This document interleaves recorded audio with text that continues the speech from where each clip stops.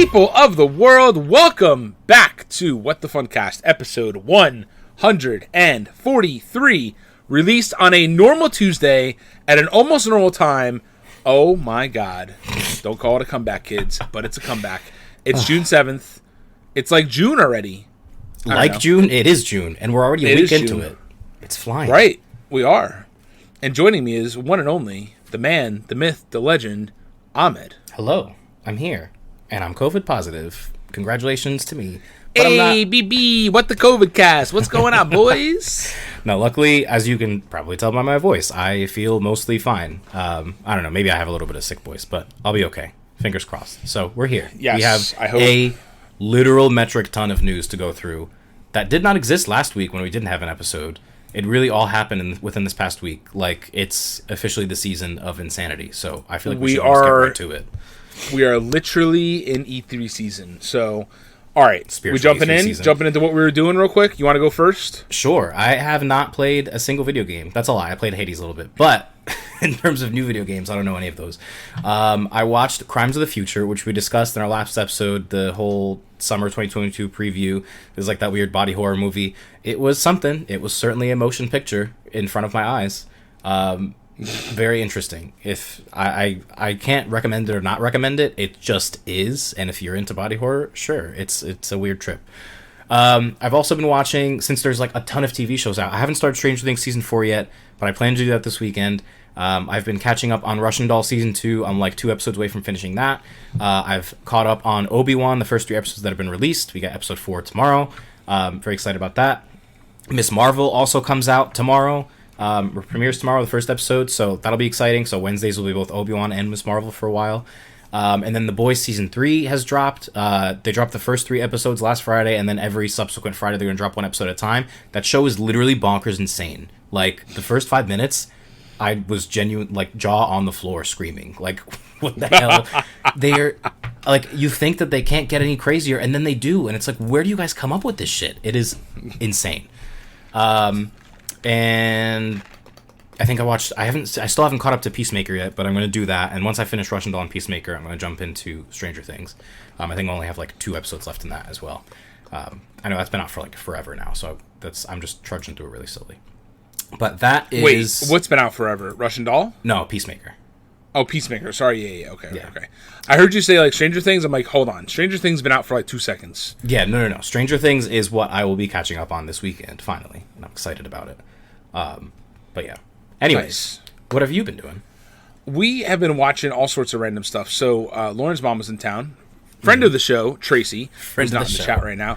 Yes. But yeah, so she was in town for the last week. So we watched all sorts of stuff. We watched the original Top Gun, and then we went to the movie theater to see Top Gun Maverick, which was really, really good. So Top Gun has aged surprisingly well. And I think it was just shot very well for its time. And I feel that Top Gun Maverick is shot very well for today, like for this time, which is why people are like, whoa. I mean, it's just very well done. It's a fun, action-packed, plane fighting kind of movie, lots of action in it. And I don't know, it was a lot of fun. It was really good. So that was enjoyable. And now, like, people are like, it's the best movie I've ever seen in the movie theater ever. Like, I think you're being a little dramatic, but I think just because it's so action-packed and people are starting to go back to the movie theater, that's why it's like such a whoa effect. Yeah. But I yeah, imagine it's fun to see like kind of a classic action movie like that on a big screen, because we haven't gotten a lot of those that aren't like Marvel movies in a while. Exactly. And I think that's the problem, or not the problem, but like that's why people are so like blown away by it. But yeah, it's definitely worth a watch. It's really good. Definitely watch the first one before you see the second one, if you choose to see it. So because it's literally like one of those movies where it's like a direct continuation. Yeah, which I appreciate. Don't think I've ever seen the first one, but it's on my list one day. It's a super easy watch, honestly, because it's like a very strung out plot line where like the overall, like if I told you what happened overall, I could probably tell you in like 15, 20 seconds of like this happened, and this happened, this happened, and this happened. But there's a lot of character development in the whatever hour and a half that it is. So Gotcha. We also watched Rescue Rangers on Disney Plus, which was the Chip and Dale.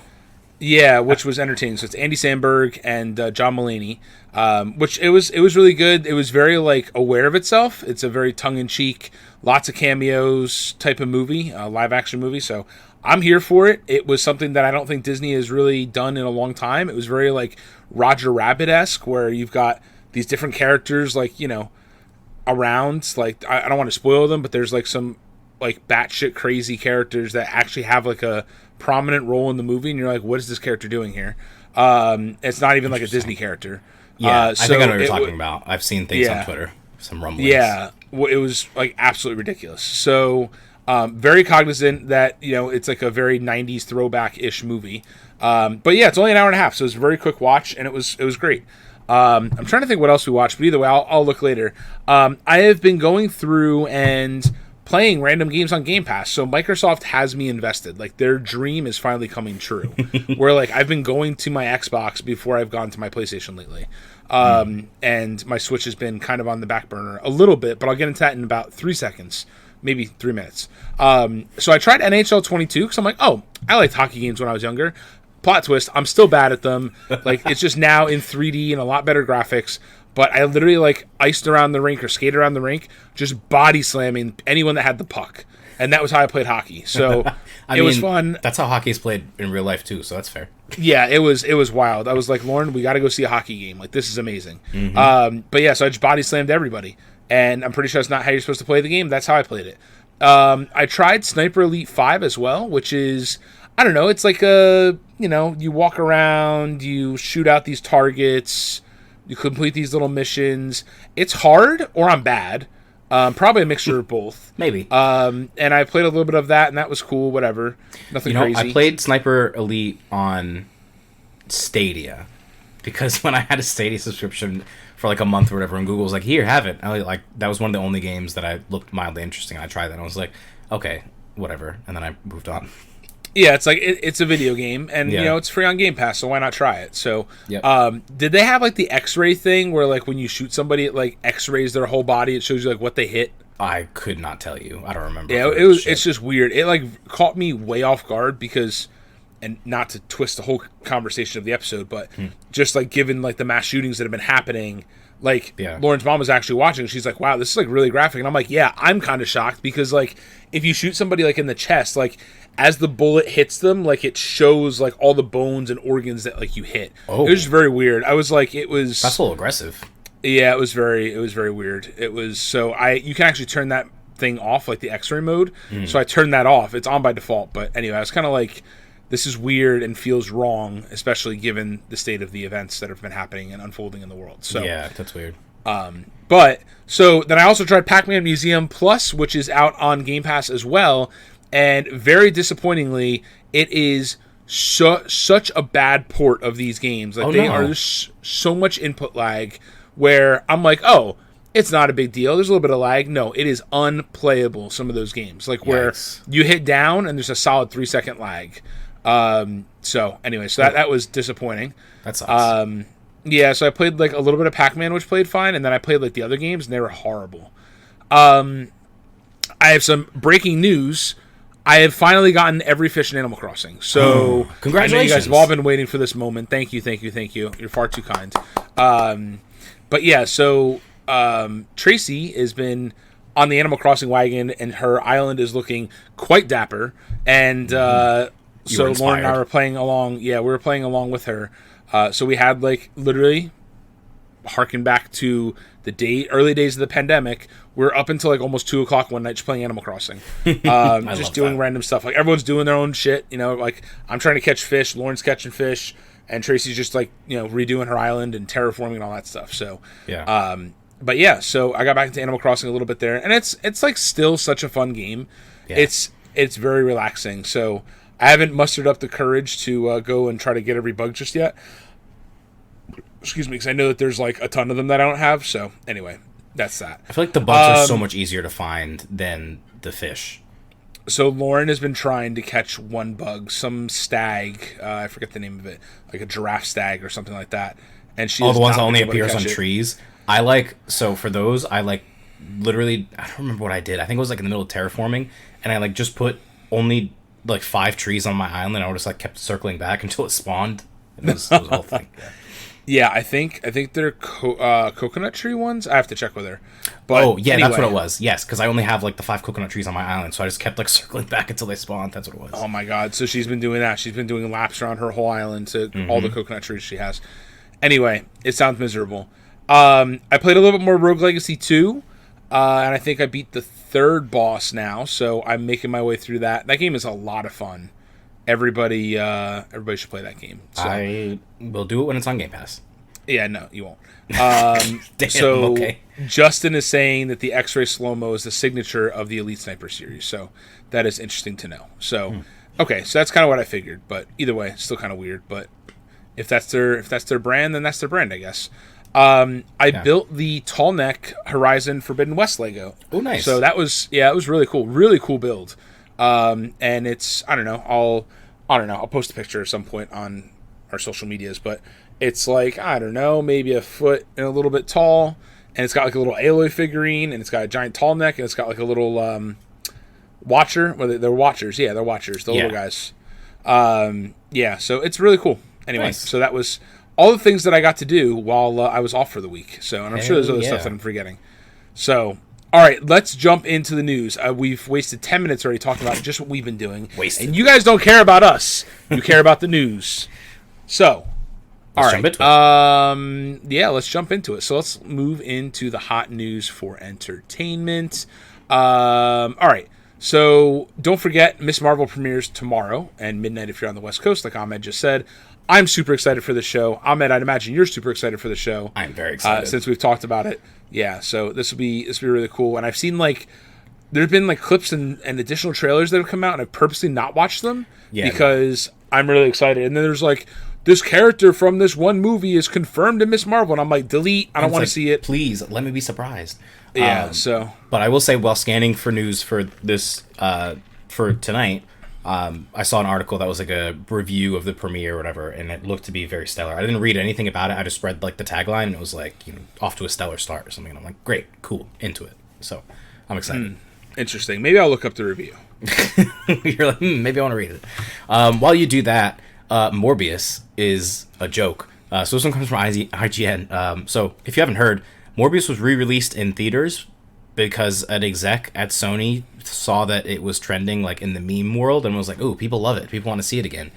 No, they don't. Sony's re-release of Morbius struggled to make an impact at the box office once again, despite the popularity of the memes that inspired its return to theaters. Forbes reports that the movie made $300,000 across 1,037 theaters it was screened in, translating to just $289 per theater. By contrast, Top Gun Maverick earned $86 million at U.S. theaters in the same weekend that Morbius returned to theaters, proving that memes for the Jared Leto-led movie didn't do much to boost general audience interest. Whoever made that decision at Sony is a genuine idiot. It doesn't take a rocket scientist to understand that the memes are making fun of it and not in a positive light. But yeah, I don't know. I can't fault them too much, I guess, because I feel like, I don't know, I just feel like there's definitely people out there that are like, oh, maybe this is a good time and it's worth the risk to try to get more viewers. But yeah, no, I mean, just the fact that the movie was so poorly received. I mean, the memes are get morbed. No one's, that's not the kind of meme that's oh, people like our show. I don't know. Anyway. Yeah. Ridiculous. And then another thing, and then I'll let you take over, Paul. Joker 2 was announced today, actually. So this one also comes from IGN. A Joker sequel is officially in the works, and director Todd Phillips has revealed the title for the sequel. It will be Joker Folie à Deux, I think is how you pronounce that. Folie à Deux? I don't know. Phillips, who directed and co-wrote the first Joker movie starring Joaquin Phoenix, is teaming up with co-writer Scott Silver on the sequel. Phillips also shared the red script cover on his Instagram page. A picture of Phoenix reading the script is also included. While plot details are scarce, wow, COVID brain, huh? While plot details are scarce, Folie à Deux is defined as a psychological disorder where the same or similar mental disorder affects 2 or more people. Given that the Joker is known for having psychologically dependent relationships with characters like Batman and Harley Quinn, the title seems fitting. So, who knows what we'll see in this one? But I don't know, should be interesting. Yeah, I don't know. I still haven't watched the original Joker, so maybe I should get around to doing that. It is a good movie. I know. Yeah. No, I know. So it's not a matter of like, is it a good movie or not? It's a matter of I need to watch these movies that I keep talking about watching. So that's all. Okay. All right. Sorry. So there was a couple random articles that I pulled up on my phone, and in lieu of pulling them up on my phone, I pulled them up on my computer. So, all right, let me take the next one here. I'm going to rally through a couple of these real quick. And I know Ahmed's going to say, but Star Wars Celebration has all the announcements, and they do. Big. So we'll get there. It does, yeah. It is. It's big. It's big. All right. Super Nintendo World is coming to Universal Hollywood in early 2023. So this comes from Universal Studios' Twitter account directly, who says, "Get ready, Super Nintendo World is coming to Universal Studios Hollywood in early 2023." Exactly what you just said. So it's pretty straightforward. So everybody's like, Orlando, and it's like, no, Hollywood. So looks like it's going to be launching with the Mario Kart ride. So, because they followed up that tweet with another tweet showing a video of like a trailer for the Mario Kart ride. So yeah, it seems like it'll be just like a copy paste of the land in Japan, the same way that Galaxy's Edge is the same in the Disney World land. Yeah, and the rumor and speculation why it's taking longer to hit Orlando is because this will be the third gate that it'll launch with. So that's the Fantastic Worlds, Epic Universe, Epic Worlds, Epic Universe. Okay. Fantastic Worlds. I don't know where I got that from. Because one of the lands is supposed to be Fantastic Beasts. Yeah. Which I just looked at with my eyes, so that makes sense. GameStop's trending. Why could that possibly be? I know why. Yeah. It's a whole thing. Yeah. So we don't have time for that right now. Maybe a little bit. Yeah, maybe. All right. Strange. You want to take this? You want me to take it? You can take it. Oh, okay. I heard you like breathing, which I don't know. Maybe you heard me breathing. I don't know. Maybe I'm hearing things. You could. God punished me. Made him choke. Okay. Ugh. Strange World. Strange World trailer has hit, and the movie comes out November 23rd.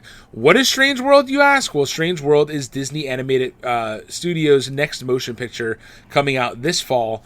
This article comes from Polygon, who says the first teaser shows a brief glimpse of the movie, which feels not only like an homage to retro sci-fi flicks, but also harkens back to Disney's own brief era of action-adventure stories.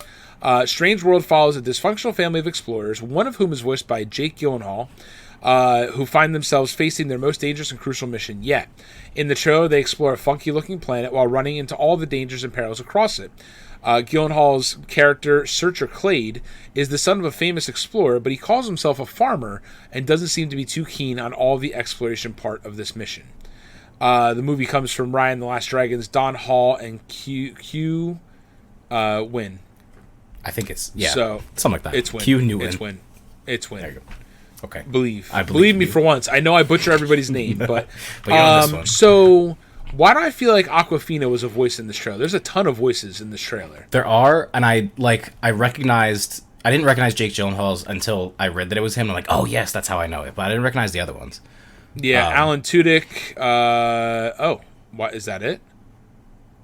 I don't know. There is at least another character that talks to Searcher like towards the end of the trailer. But I don't know. It looks really interesting though. I'm really excited for this. I didn't even realize this was a thing. Neither did I, and that was the whole point. So, all right, this is cool. Well, we'll probably see like 90% of it at D23, I'm sure. So that's fun. Mm-hmm. Probably. So that'll be good. Yes. That'll be good stuff. So, are we moving into Star Wars Celebration announcements? I think it's time to. All right, let's do it. All right, Star Wars Celebration happened. Okay, so this is kind of like older news. This all happened last week of May, before Memorial Day, basically. But a whole ton of stuff was announced, and we haven't had an episode since, so let's talk about it. First and foremost, Skeleton Crew was announced. This one comes from The Verge. The Star Wars universe on Disney Plus continues to expand with the official reveal of Star Wars Skeleton Crew, which stars Jude Law and is coming to the streaming service in 2023. Announced during Star Wars Celebration in Anaheim, the series is a coming-of-age tale set in the sci-fi universe. According to Law, it will also star kids, though we don't know who they will be just yet. It's led by director John Watts and writer Chris Ford, who previously collaborated on Spider-Man Homecoming, and produced by Jon Favreau and Dave Filoni, so the usual cast of bandits. But interesting to see John Watts directing a show as opposed to a movie, because he did the entire Spider-Man trilogy. So that'll be good. Yeah. The Tom Holland trilogy, specifically. Is what I mean. Right. All right, and then the rest of these updates come from IGN. Do you want to trade them back and forth? How do you want to tackle this? Why don't you take this and I can run through some of the other big ones like the state of play and stuff like that? Because I'll be honest, I did not keep up on a lot of this news. I saw it with my eyes, but I didn't keep up on it. All right, let's do it. Andor update. So Andor, the Disney Plus original series starring Diego Luna as Cassian Andor, will officially premiere on August 31st, 2022. Along with the release date news, Disney also shared the first teaser trailer for the series that will take place 5 years prior to Rogue One. It was also confirmed that Andor's first season will consist of 12 episodes, and the second part is in the works with another 12 episodes. Oh, so I didn't know that. Already 2 seasons. The Ahsoka show, Star Wars Celebration, gave those in attendance the first look at the upcoming Disney Plus Ahsoka series, and it is teased that live-action versions of Star Wars Rebels, which Rebels is an animated show, Sabine Wren, Chopper, Hera Syndulla, will be part of the series, and with a mural of Ezra Bridger in the show, there's a good chance that he may appear as well. Mandalorian Season 3 is coming February 2023. Bad Batch Season 2 is announced, and we got a trailer for that. That's coming fall 2022. The trailer teases that some time has passed since the first season as our crew looks a little bit older and is wearing new gear. Looks like Emperor Palpatine and Commander Cody will factor into the season along with a Wookiee Jedi. I was going to say Wookiee Jedi, who may or may not be Gungi. I don't know who Gungi is, but I'm a fake fan. Gumby's older brother. Yes, of course. Star Wars Visions Volume 2 is coming spring 2023. This was that anthology series where it was different artists that did animated Star Wars stories. Star Wars Tales of a Jedi is an upcoming anthology of animated shorts that's headed to Disney Plus this fall. It'll tell stories of Ahsoka and Count Dooku at different parts of their lives, but not only tell stories of Ahsoka and Count Dooku, but also see Liam Neeson return to voice Qui-Gon Jinn. Lego Star Wars Summer Vacation. This is set to arrive on Disney Plus on August 5th, 2022. It'll see Rose, Rey, Finn, Poe, and Chewbacca taking a vacation after defeating Emperor Palpatine. Minor spoilers. They will quickly learn that the other Star Wars characters who have attempted to take a peaceful vacation have not had much luck. Alongside the return of many classic characters, Weird Al Yankovic will also make an appearance as Vic Vanko. I don't know who that is, but sure. I know who Weird Al is. I don't know who Vic Vanko is. Also announced, but I didn't mention this, but I'm sure you already know, Lego BD1 is happening. You better buy it. Yeah, it's pre-ordered already. Don't worry. Perfect. Great. Knights of the Old Republic 2 is coming to Switch tomorrow. And then, last but not least, as we transition into gaming news, Star Wars Jedi Survivor was announced. This is the Jedi Fallen Order sequel. Very exciting stuff. Star Wars Celebration 2022 presented fans with the announcement of Star Wars Jedi Survivor, along with its first trailer and a 2023 release window. Survivor once again follows Cal Kestis in his mission to escape the Empire and those looking to hunt him and the remaining Jedi. I was so excited when this trailer hit. I haven't even gotten a chance to watch it yet. I saw that it would drop, but I didn't get to watch. It's very much a teaser trailer. It's very short. Yeah. It doesn't show much of anything, but it acknowledges that it exists and it's coming in 2023. So super excited that it exists. Very excited. Yes, I do have BD1 pre-ordered. I was so excited. I've been waiting for that Lego to finally be announced, and it was. So that was good. The rest of the stuff is good stuff. I mean, I never watched Visions Volume 1. I haven't watched Bad Batch because I haven't watched Clone Wars. I watched Mando. I didn't watch the Andor trailer yet. But it's only fitting. It's a little teaser too. It's not like a trailer. It's only fitting that they announced 2 seasons because this was literally one of the first things that they announced for Disney Plus. Yeah. So, and it's it does make sense that it's not I like that it has a complete story from start to finish because obviously it leads up to Rogue One and we all know what happens there. So you might as well do the whole story and then drop it. I think it'll be good. I'm excited for it. Right. But yeah, good stuff from Star Wars Celebration. So let's jump into the hot news for gaming as we marathon through the rest of our news here. There's it sounds like we're going too fast, and we're only at 25 minutes into the episode or 24 minutes, but I have faith that we're gonna finish in an hour. I have faith. We got a lot. Faith. Let's get. All right, let's go. Okay, you didn't hear my knuckle crack, but I did. Okay, it came through. Oh, thank you. So for the hot news and game, let's start with some general news. So Summer Game Fest is incoming this Thursday. We may or may not be live streaming. We'll see what happens. But there is a giant partner lineup with more to be announced. and it does start this Thursday, like I mentioned. So I'll read through these publishers really quickly because, I mean, there's a lot of them, but, it's pretty quick. So 2K, Activision, Atlas, Bandai Namco, Bloober Team, Capcom, who the hell is that? Coffee Stain, Deep Silver, Devolver Digital. I can't see that one either. I'm so sorry. Yeah, that's okay. Who are you? Emu, something with a D that comes after Devolver. I literally can't see it. It's just getting more pixelated as you make it bigger. Something Extremes? I don't know. Okay, we'll find out. Sure. Something Extreme. EA, Epic Games, Focus Entertainment, Frost Giant, Humble Games, Level Infinite, Mediatonic, MiHoYo. I don't know what that is. I have to look that up. Netflix, PlayStation, Raw Fury, Samsung Gaming Hub. I don't know why they're there. Sega, Square Enix, Skybound Games, Steam, Studio MDHR, Tribeca Festival, Warner Brothers, and Xbox. So we have a lot of shit is about to go down. Now, Jeff Keighley has urged viewers to manage your expectations about Summer Games Fest because it'll be primarily about already announced games. That being said, Hideo Kojima is allegedly working on a new horror game, to the surprise of nobody. So there are going to be new games, but I think that he's trying to temper expectation of people. Remember, a lot of stuff got announced at the Game Awards. That thing that we were at, Game Awards. So there's been a lot of stuff that is announced already. We've probably all have forgotten about. So I'm not too concerned about this. And then the Xbox game, roundup. What the hell is it called? Showcase. Xbox Game Showcase. The Xbox and Bethesda Game Showcase. Yes. You have to remember the Skyrim successor is unveiled. You've got. Wow, my brain is also empty tonight. That other game. What the hell is it called? Starfield. Starborn. At least it's not Stargirl. Every time I turn on Disney Plus, it's like Stargirl, and I'm like, no. Stargirl, what's that? I've only ever seen like that. I always see ads for Sneakerella. Stop! Like, oh my god, yeah. But anyway, getting back on topic, Hideo Kojima is working on a new horror game. So it looks like this one comes from Metro.co.uk. Who says that it looks like the creator of Metal Gear is about to unveil a new horror game at Summer Game Fest, starring one of the actors from Death Stranding. A new rumor has now appeared, suggesting that he's working on a project that's called Overdose. One insider even claims to have seen footage of the game, although, as you'd imagine with a Hideo Kojima game, that doesn't necessarily explain anything. Supposedly, the footage features actress Margaret Qualley, who plays Mama in Death Stranding, who is controlled in third person, but with an optional first-person view also playable. The description suggests that the footage doesn't involve anything more complicated than Qualley's character walking down a dark corridor with a torch, followed by a jump scare and the words "a Hideo Kojima game Overdose." Could be a trailer that we see at Summer Games Festival. And what I did not mention is that there will be affiliated events with Summer Games Festival, which are all listed on summergamefest.com/upcoming-events.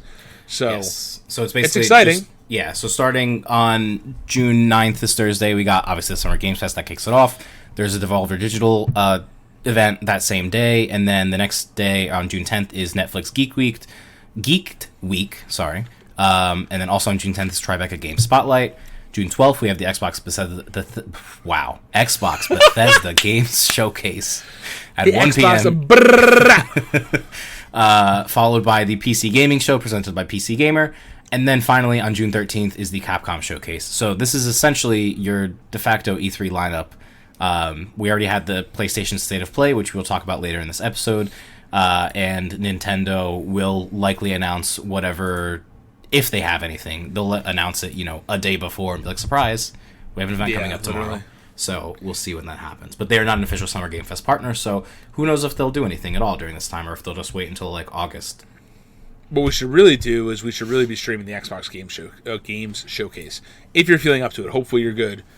Still on Sunday. Is that that is a Sunday. I could do that. Yeah, it's on Sunday at 1 p.m. So I can indeed. I'm most excited for that, and I'm most excited for the Capcom Showcase. We'll see what they show there. But yes. Speaking of events, Sonic Central has returned. So this comes from IGN. Sonic Central 2022 came and brought a whole bunch of announcements. So showed off Sonic Frontiers, the game, which looked very promising, and then they showed some gameplay, and the internet is like in an uproar. Everyone's like Breath of the Wild.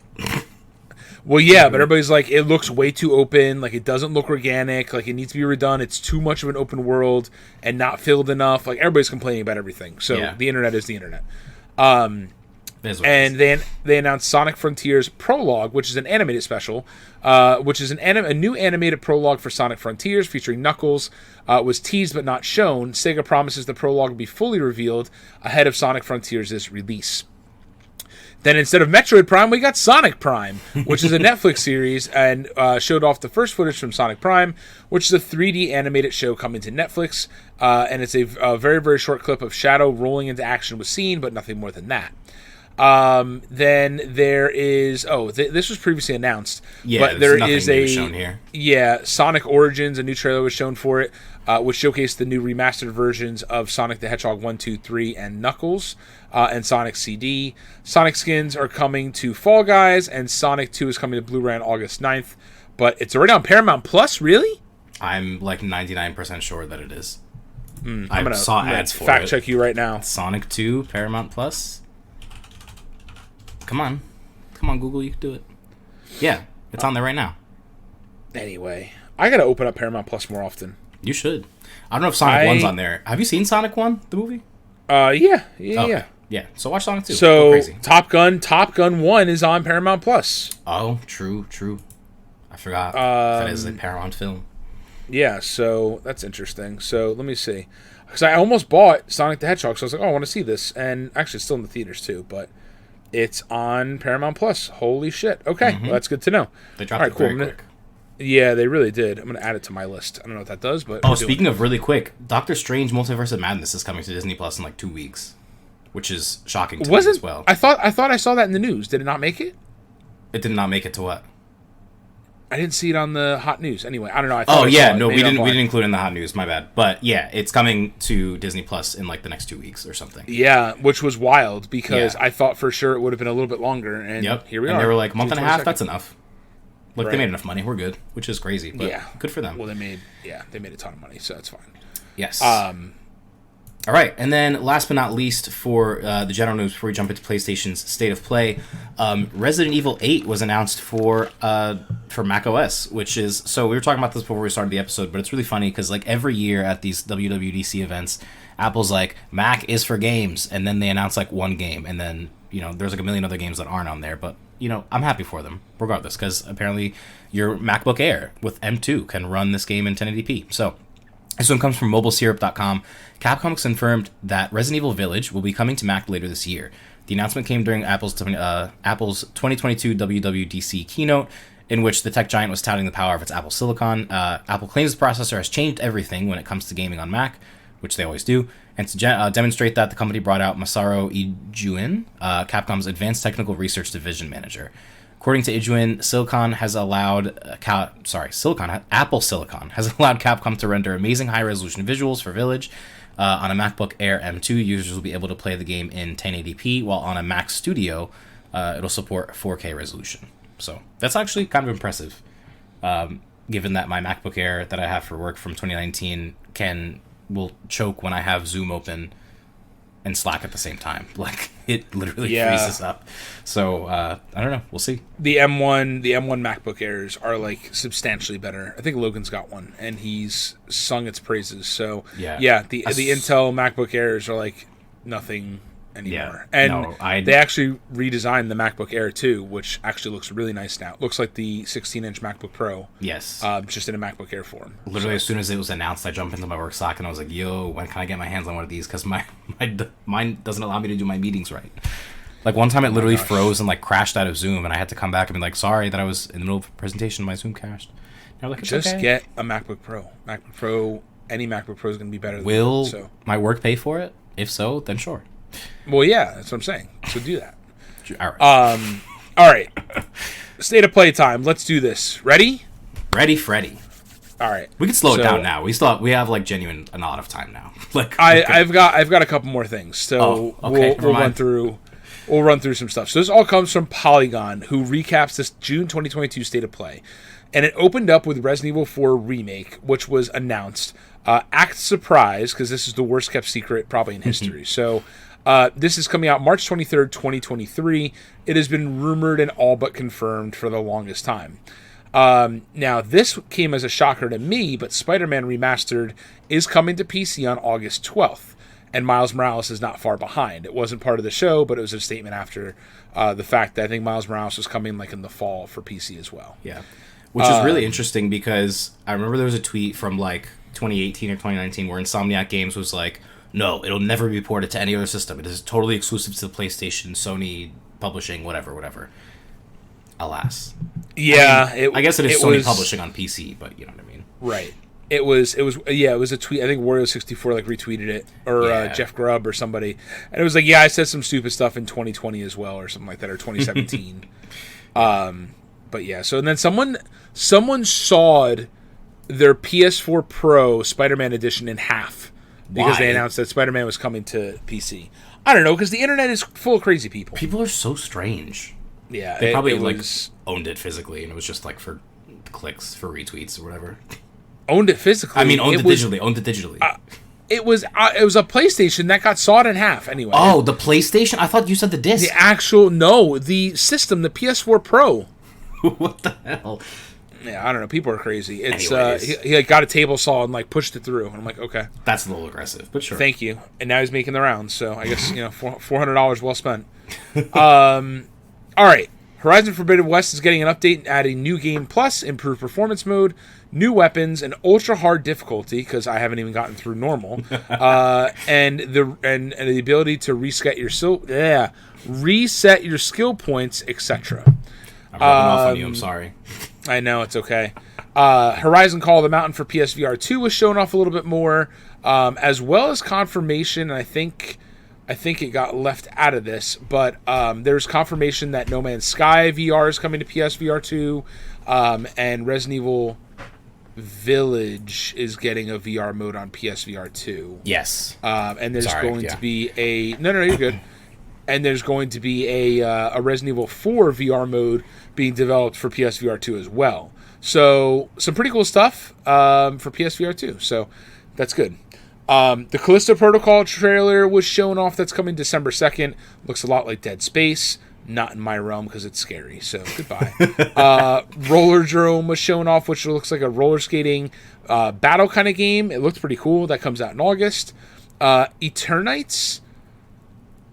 I feel like, this was like, so I rewatched the State of Play and like skimmed through the announcements because there really wasn't that much, but I guess, Ahmed, you described this as an action game, dating simulator, and anime nonsense. Honestly, the action game dating sim part is direct quote from Polygon. The anime nonsense is my addition. Oh, okay. So that's coming in 2023 for PS4, PS5. Final Fantasy 16 was shown off. It is coming in summer 2023. Street Fighter 6 was officially shown off. It was announced in February, but now this real trailer shows more of like a real single-player story mode, and it kind of looked open world. So, and it is not exclusive anymore. So it is coming to Xbox as well, which was a big point there. And Tunic is coming to PS4 and PS5 on Ahmed's birthday, September 27th, which it is currently available on Game Pass. So if you have not tried it out and you have Game Pass, give it a whirl. It's a great game. Not that I beat it, but I've been enjoying what I've played of it so far. And then Season, A Letter to the Future is an indie story-based game. Looks a little bit like Life is Strange, coming to PS4, PS5, and PC this fall. And then last but certainly not least, Stray is coming out July 19th. Our background for the live stream today. I'm like, why are you waving your hands? Because I see.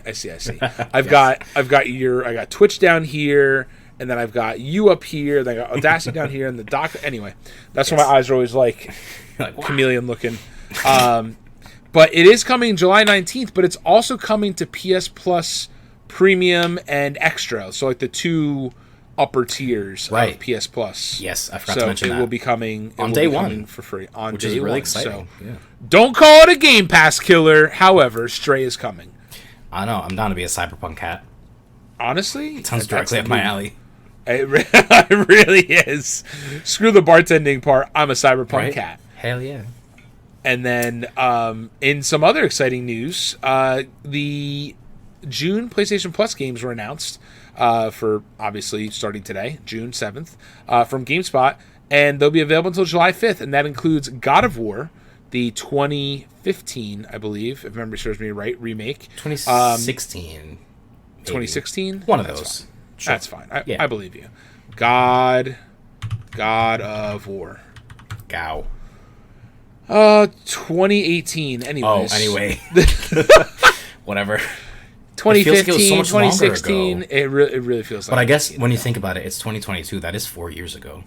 All right. It's a long time ago. Anyways. And Naruto to Boruto, the Shinobi Striker, is also coming. And then last but not least, Nickelodeon All-Star Brawl is coming, which is pretty cool because I wanted to try this game. And they said, here, take it for free.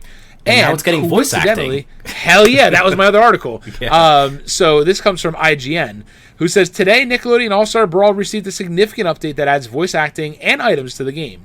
The new update is free for all players across PC, Xbox, and PlayStation. It'll come to Nintendo Switch version soon. The voice actor roster comprises both returning talent from the original shows, as well as some new voices. Here's the complete list of returning talent. Jim Cummings and Tom Kenny. Jim Cummings as Shredder and CatDog Cat. Tom Kenny as SpongeBob and CatDog Dog. Bill Fagerbaki as Patrick, Carolyn Lawrence as Sandy, Richard Horvitz as Zim, Fred Tatasciore as Reptar from the Paramount Plus reboot, which is interesting. Bentley Griffin from Lincoln Loud, or playing as Lincoln Loud. Jessica DeSico as Lucy Loud. Janet Varney as Cora. Francesca Marie Smith as Helga. Townsend Coleman as Michelangelo. Cam Clark as Leonardo. Frank Welker as Garfield. Garfield's in this game? Yeah, what? That part. I didn't realize Garfield was in this game. Billy West as Ren and Stimpy. David Kaufman as Danny Phantom. And Janice Kawai as Jenny. And with new talent coming in as Alex Cazares as Oblina, Jim Meskimen as Nigel Thornberry, Vivian Vencer as Toph, Dustin Sardella as Aang, Abby Trott as April O'Neil, and David Kay as the Powder Toast Man. So, Okay. So, the voice actor Mark DiCarlo, the original voice of Hugh Neutron, will be reprising his role as well when the character comes later this summer. And then there's for the items that they have Sokka's boomerang from Avatar: Last Airbender, Krabby Patty from SpongeBob, Tommy's ball and Reptar toy from Rugrats, and the log from Ren and Stimpy. I'm just fascinated that they didn't launch with, you're telling me the game launched with no items at all, and these are the only new items. It'd be cool if these were additional items. But which is funny because it's still IGN still gave it a 7, saying that it's good. Nickelodeon All-Star Brawl is definitely more than just Nickelodeon Smash Brothers. But you'll need to be willing to overlook some pretty substantial flaws to find the surprisingly nuanced fighter underneath the surface. So, which one of everyone's points was the voice acting, because it was just quiet, just silent. Yeah. So it is. Julie's saying the game played like a beta game. I was just gonna say that it sounds like a beta release. That it's and now we're adding colors, new feature. You can jump now. What? What right. do you mean you just added items? So I don't know. Sure, I'll play it for free.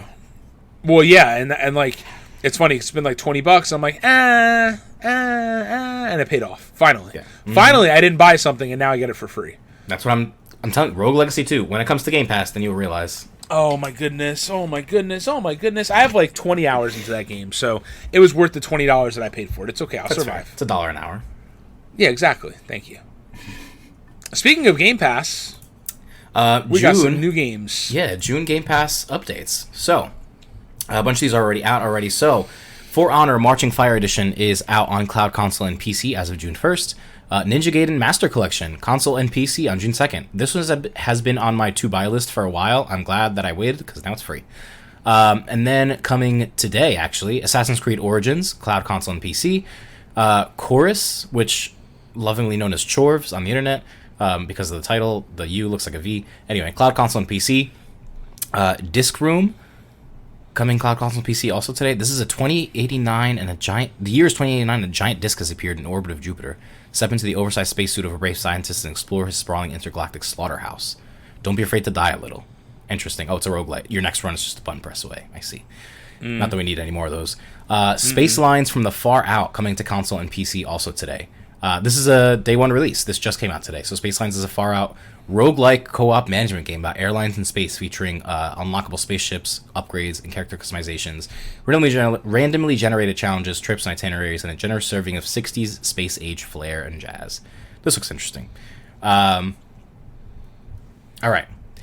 Ubisoft games and the Xbox app for PC. Interesting. I don't think this is anything necessarily new.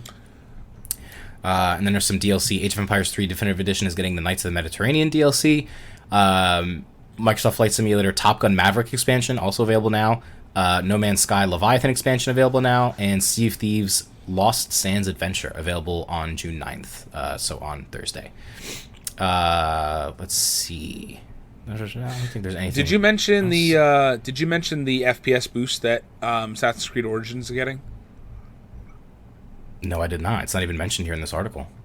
Which is interesting because it's supposed to get, let me see, Assassin's Creed Origins. Maybe it's not out yet. Hold on. Maybe not. But there is a deluxe pack coming today. Also, upgrade your game experience with the deluxe pack as you discover the origins of the Assassin's Brotherhood. The deluxe pack includes the Ambush at Sea mission, the Desert Cobra pack, including 1 outfit, 2 legendary weapons, and 1 legendary shield and 1 mount, and 3 ability points. Interesting. Origins is the first one of the trilogy. That was the Egypt one. I'm surprised that it's the Egypt one, yeah. Yeah. So it's okay. Here we go. This comes from WCCF Tech. Assassin's Creed Origins recently received a new update on PlayStation 5, Xbox Series X and S, and it seems like the older entry in the series by Ubisoft runs better on Xbox Series X than PS5. The new video, which has been put together by El Analista de Bits, highlights how the game runs at an almost constant 4K resolution, as opposed to the PS5's maximum 1620p resolution, which is due to the PS4 Pro settings. The Xbox Series X version also comes with faster load times. The game runs in backwards compatibility mode. The patch only unlocks the frame rate up to 60 FPS on current consoles. PS5 is limited to legacy PS4 Pro settings. Interesting. Interesting. It's fascinating to me, the whole backwards compatibility bullshit that Sony ended up doing, and how it's holding back more games than ever. And I Paul Kanye, criticized Microsoft when they were like, "Oh yeah, like every game will work," and it's like it's going to be the easiest thing you ever had. Yeah, no, they were right. They are certainly an example to be followed. Last but not least, leaving June 15th. Darkest Dungeon is leaving Dungeons & Dragons Dark Alliance, Greedfall, Limbo, and Worms Rumble are leaving Game Pass completely. All of them we're on Cloud Console and PC. So if you've been playing those games and you want to keep your save progress, be sure to buy them with your 20% off before they leave. All right. Nintendo time? You ready? Nintendo time. All right, let's do this. Actually, go ahead. You take the first one because you were very proud of this when you found it. I was, and then you can take the second one because I don't know nothing about Pokemon. Joy-Con support is coming to iOS 16, which is not it was a really random little tidbit of information. So this one comes from IGN, spotted by iOS developer Riley Testut, who shared in his Twitter account that iOS 16 is confirmed to support both the Nintendo Switch Pro Controller and Joy-Cons. Testut even confirmed in a separate tweet that you could also connect a single Joy-Con to the phone with iOS 16 installed if you want to. He noted that the Pro Controller in particular worked perfectly when he tested it. So that's really interesting. I guess this will open more doors to, people gaming on their phones with whatever controllers they have laying around instead of having to buy a separate Bluetooth controller or one of those like Razer things, the attachments or whatever. It is super nice to be able to just Bluetooth in an Xbox controller, for example, and I have one laying around. So if all you have is a Switch one, you're in. Yeah, so they started using, or they opened up support, I think, for DualSenses and Xbox controllers last iOS update, so iOS 15. So that's why the Joy-Cons and the Pro Controller are such a big deal. Yeah, because I don't think were supported prior to and that. Using a single Joy-Con too, that's like really beneficial, especially for portability. Like that's really tiny to carry around with you as opposed to a giant controller. Right. Not that I'm a fan of single Joy-Con controls, but that's fine. But for like kids, Yeah, tiny fingers. No, I hear that. Yeah, that's fine. Little tingers. So, since we're doing pretty well on time, we got 12 whole minutes before we hit the hour that we talked about. I've got a couple more articles here that I will maybe surprise you with. So, both come from Nintendo Life. One of them is about a 1-2 Switch successor So This comes from Imran Khan of Fanbyte. Nintendo Inside Sources have confirmed that a sequel to the Switch launch minigame pack 1-2 Switch is in the works, and that the internal feedback has been brutal, calling the game boring. Oof. The game is tentatively called Everybody's 1-2 Switch, and which is a stupid title. Reportedly takes the multiplayer aspect of the first game and turns it from a local party game into an online game with up to 100 players, inspired by the Jackbox Games approach. This is so anti-Nintendo. I don't believe this for 1 minute. 100 players, that doesn't sound believable in the least. Yeah, no, Switch won't be able to handle it. So, Fanbyte's report, written by Imran Khan, says, when playtesting groups received the game, the feedback to the development team was brutal. The target audiences Nintendo was hoping to hit, families with children, found the games boring. Many didn't even want to play through entire rounds. In the bingo example, one player would use the Joy-Con to mimic digging out a number before reading it off the TV screen. A process that playtesters reported as tedious. Anyway, we'll see what happens. Hopefully this does not, maybe, if anything, it's free. Yeah, that's disappointing. I don't know. 1-2 Switch was really fun. Oh, hold on. There's more. According to Khan, the plan could be to release it as an add-on to Nintendo Switch Online expansion pack.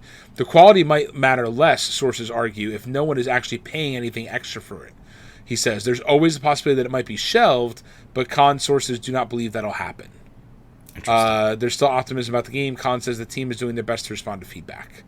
So, okay, if it's a free game with like Nintendo Switch Online expansion pack, then I think that, I think that'd be fine. I also want to know, where are these focus groups? Where are you finding these people? I want to be. I don't know. On the streets.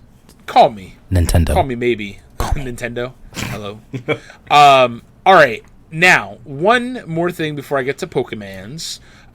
So, there was a miniature, showcase yesterday from Limited Run Games. So they announced, they announced over. Oh, Watch? They were bullshitting. No, they were like, I thought they said over 30 games. I only see 28 games here. Liars. So Nintendo Life did a very nice roundup, and I'll read through these games very quickly.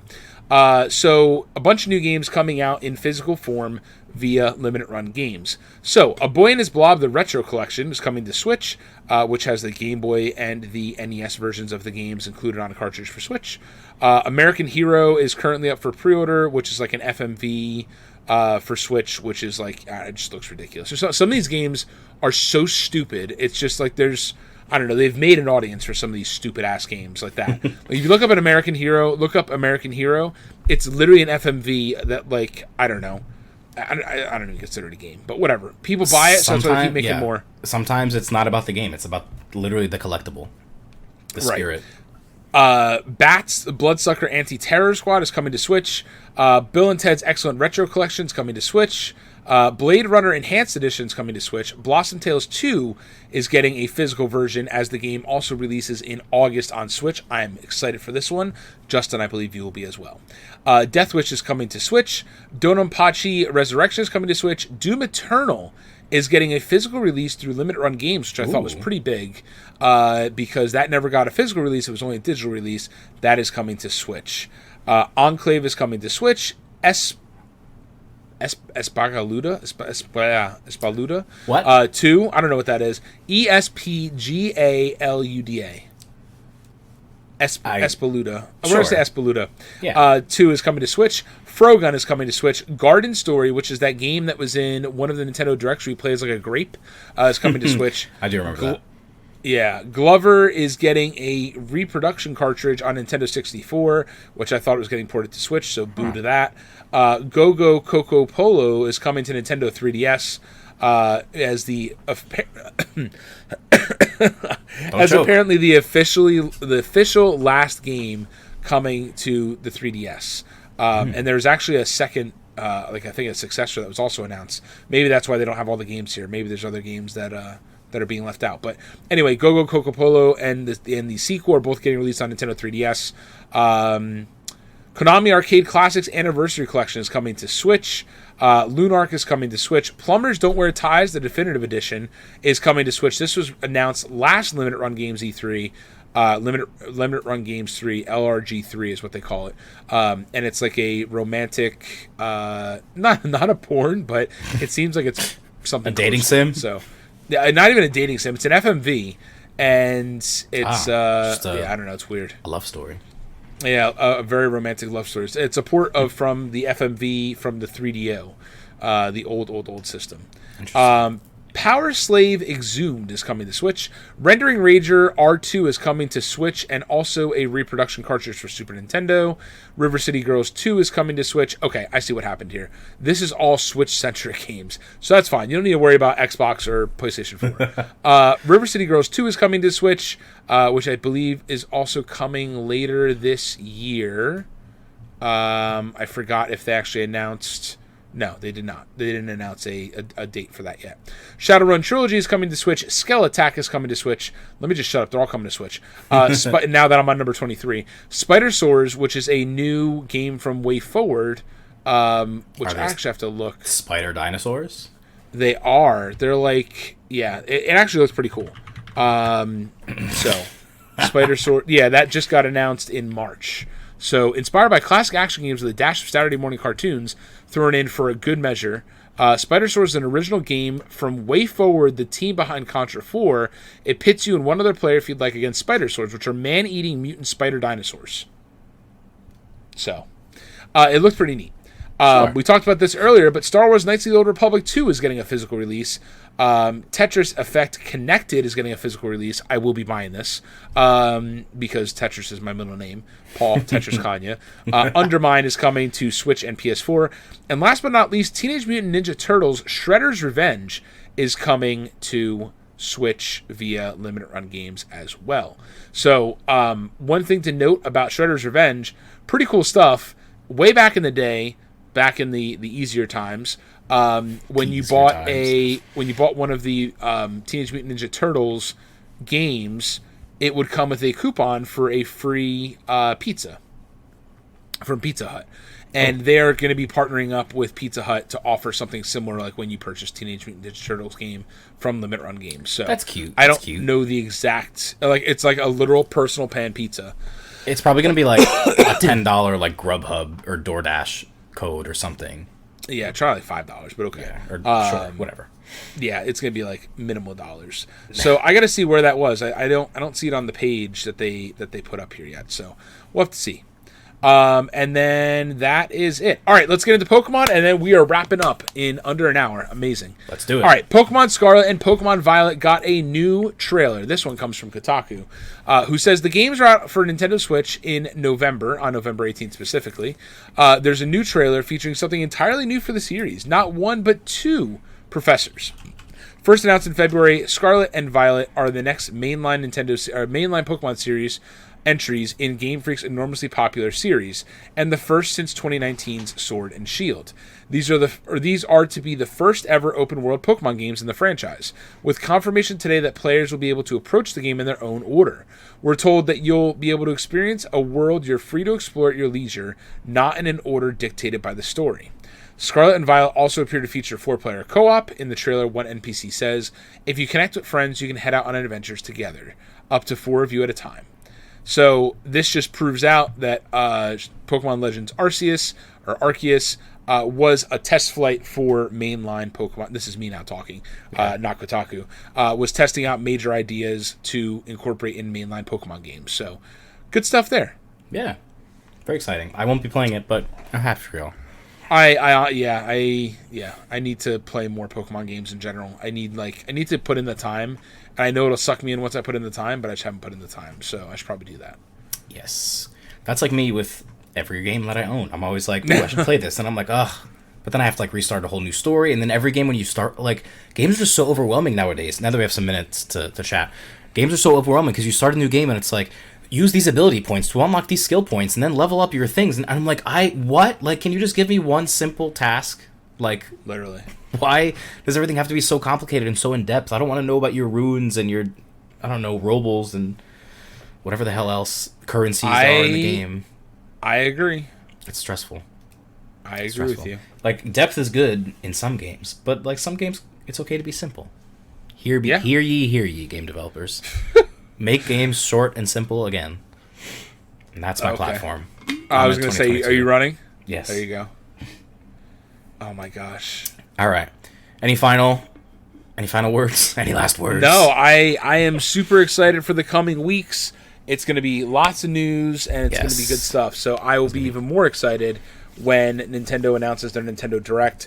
Justin mentioned it in the chat earlier, but for those of you that are listening to us live, you have a better chance at this. But the Xenoblade Chronicles 3 Special Edition will be going up for pre-order tomorrow sometime on the Nintendo Store, Nintendo Online Store. So it is exclusive to Nintendo Online Store, so definitely keep an eye out on Wario64 and other places that report out on deals and stuff like that. So we'll see. Perfect. All right, and we are at the hour. Thank you all for tuning in. This is Paul and Ahmed with episode 143 of the Funcast, signing off.